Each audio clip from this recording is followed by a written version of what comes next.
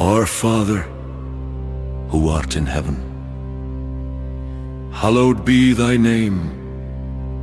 Thy kingdom come, thy will be done, on earth as it is in heaven.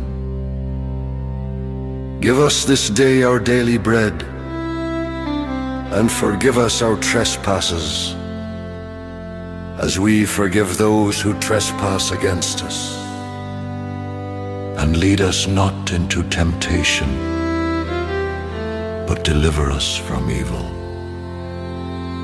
For thine is the kingdom, and the power, and the glory, forever and ever. Amen.